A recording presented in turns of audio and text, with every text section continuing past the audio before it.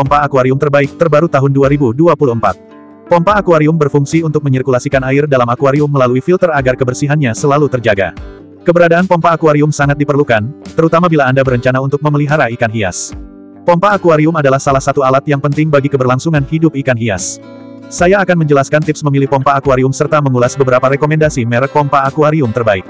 Temukan berbagai produk pompa akuarium yang bagus dan berkualitas, seperti merek Amara, Yamano, dan Atman di sini. Fungsi pompa akuarium. Pompa akuarium memiliki peran yang sangat penting. Apa saja fungsi dari pompa akuarium? Berkolaborasi dengan cara memilih pompa akuarium. Apakah ada spesifikasi khusus yang harus diperhatikan ketika hendak memilih pompa akuarium? 1. Tentukan jenis pompa yang Anda butuhkan.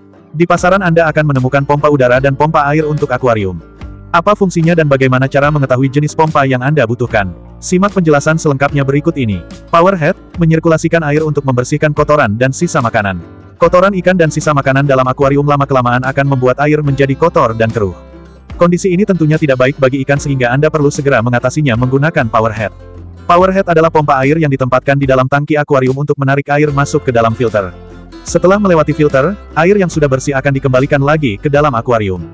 Aliran air yang keluar mengarah ke segala arah sehingga air bersirkulasi ke seluruh tangki dan sedikit mengguncang permukaan.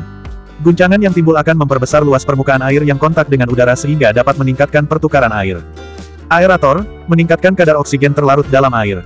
Aerator merupakan pompa udara yang akan memastikan kadar oksigen dalam akuarium ada dalam jumlah memadai. Pompa ini bekerja dengan cara memompa udara masuk ke dalam akuarium.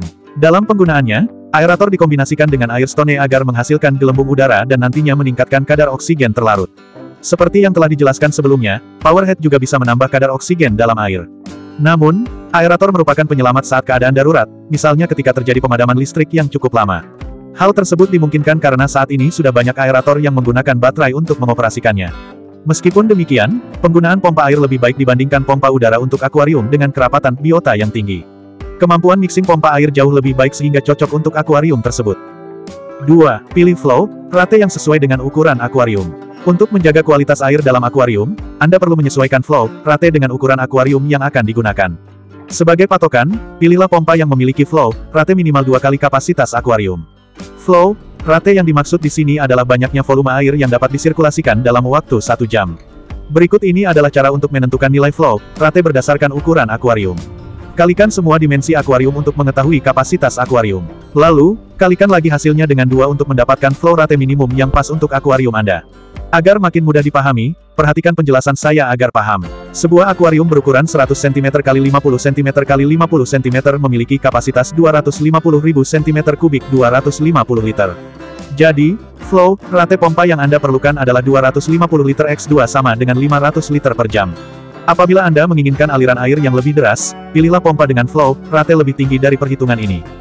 3. Kenali tipe pompa berdasarkan lokasi pemasangannya. Berdasarkan lokasi pemasangannya, pompa akuarium terdiri atas 3 tipe, yakni submerged, inland, dan tipe amfibi. Tiap-tiap tipe memiliki kelebihan dan kekurangan tersendiri. Simak pemaparan selengkapnya sembari menentukan lokasi pemasangan yang Anda kehendaki. Submersible pump, mudah dipasang dan cenderung tidak berisik.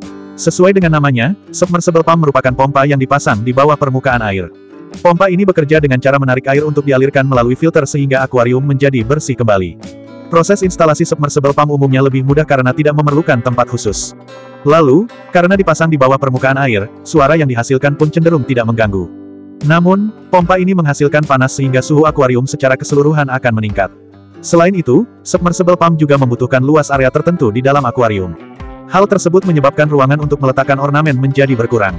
Ruangan untuk pergerakan ikan juga berkurang terutama pada akuarium kecil. Inland pump, lebih kuat dan tidak terlalu memengaruhi suhu air. Pompa yang dipasang di luar akuarium. Tipe ini terdiri dari berbagai ukuran, mulai dari yang kecil hingga besar. Kekuatan alirannya pun biasanya lebih besar dibandingkan tipe submersible. Selain itu, inland pump dapat digunakan untuk lebih dari satu akuarium yang memiliki lebih dari satu outlet. Namun, Anda perlu menyediakan tempat pemasangan khusus dan perlu berhati-hati menempatkannya apabila ada anak-anak atau hewan peliharaan. Tambahan lagi, suara pompa ini cukup bising sehingga mungkin akan mengganggu konsentrasi Anda saat sedang berada di dekat akuarium. Sebagai informasi, inland pump tetap dapat meningkatkan suhu air, misalnya ketika overhead. Meskipun demikian, peningkatan suhu airnya tidak begitu signifikan seperti submersible pump. Amphibious pump, pemasangan dapat disesuaikan dengan kebutuhan ikan. Sementara itu, pompa tipe amfibi merupakan gabungan dari kedua tipe pompa di atas. Keuntungan dari tipe ini ialah dapat dipasang di bagian luar atau di dalam akuarium. Dengan demikian, instalasi pompa bisa disesuaikan dengan kebutuhan ikan hias yang sedang Anda pelihara. Namun, pompa amfibi biasanya dijual dengan harga lebih tinggi dibandingkan kedua tipe lainnya. 4. Periksa kesesuaiannya dengan cooler, sterilizing light, atau peralatan lainnya. Ketika Anda menambahkan perangkat seperti sterilizing light, cooler, atau perangkat lainnya pada akuarium Anda, sirkulasi air akan terhambat. Hal tersebut menyebabkan pompa atau selangnya memperoleh beban ekstra dan tidak akan mampu bekerja sebagaimana mestinya. Tentu Anda bisa melakukan perawatan secara berkala, tetapi performa pompa akuarium Anda tetap tidak akan maksimal. Karena itu, bila Anda berencana menambahkan perangkat lain pada akuarium Anda, pastikan terlebih dulu kesesuaiannya dengan spesifikasi pompa akuarium yang hendak Anda beli. Jika perlu, pilihlah pompa akuarium dengan spesifikasi yang cukup tinggi agar lebih fleksibel untuk dipadukan dengan perangkat lain. 5.